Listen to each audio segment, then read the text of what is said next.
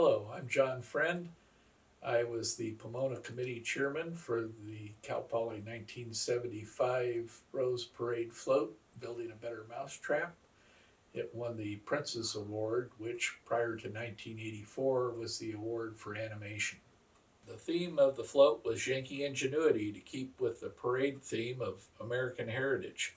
The float depicts an American professor testing out his newly designed mousetrap. The little professor stood on a platform and watched the big mouse dressed in a tuxedo as it nibbled on a piece of cheese. The professor waited until the right moment when the mouse was distracted to spring the trap, but the mouse ends up seeing the trap being sprung and kicks the bar out of the way just in time.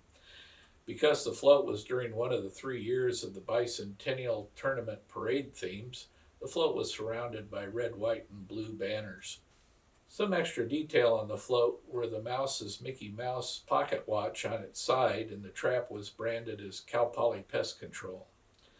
During this year, my former dorm roommate and Pomona's 74 assistant construction chair, Ken Powers, had grown tired of the previous 2 years' process of bleeding the static master-slave hydraulic cylinders to allow the driver to shift from any selected position in the float structure.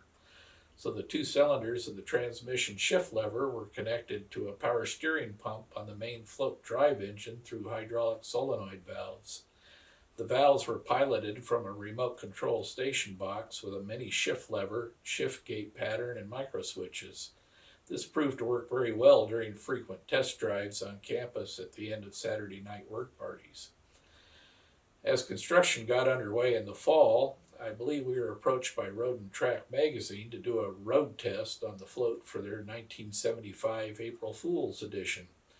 They had previously done the Goodyear blimp and a Berkshire steam locomotive. However, during Rod and Truck, aka Road and Track acceleration test drive, Pomona Construction Chair Phil Harthill wound the engine up in first gear, successfully made the shift into second, and after redlining the engine in second, made his way to third, unfortunately touching the first gear micro switch in the process. The cylinders rapidly moved the shift lever into first, and bang, the rear axle exploded with hypoids and gear oil all over Eucalyptus Drive. Every cloud has a silver lining, and so it was in this case. As the float was coming together, the weight of the trap mechanism was getting heavier and heavier, and the rear end of the float had settled lower and lower, about 1.5 inches out of level. An easy fix for the blown rear axle was to pull the third member and replace in kind. However, a replacement for the old axle was not available, so the local truck shop traded us up from our 17-inch wheeled axle to an axle with 20-inch wheels, and the float was again level. My flower co-chair was 1974's chairman Tom Andrews. The flower field was treated for weeds and bugs, then fertilized with good old Cal Poly Bandini. Somehow, one of my best days ever on campus. Our huge crop of flowers was on our float and several other trophy winners. Sale of Cal Poly's mums provided the money for more exotic flowers for the rat, as we began to call the float. On the float, the mouse was decorated with chrysanthemums on its jacket, cocoa palm on the top of its head, pampas grass inside its ears, onion seeds onto his eyelids, and bunny tails to his face. The base of the trap was decorated in yellow mums, and the metal parts were decorated with silver leaf. The 73, 74, and 75 floats were all powered for the street with a 6-cylinder inline truck engine. Animation ran on the Cal Poly first-generation hydraulic power unit, also driving several alternators for onboard electrical power.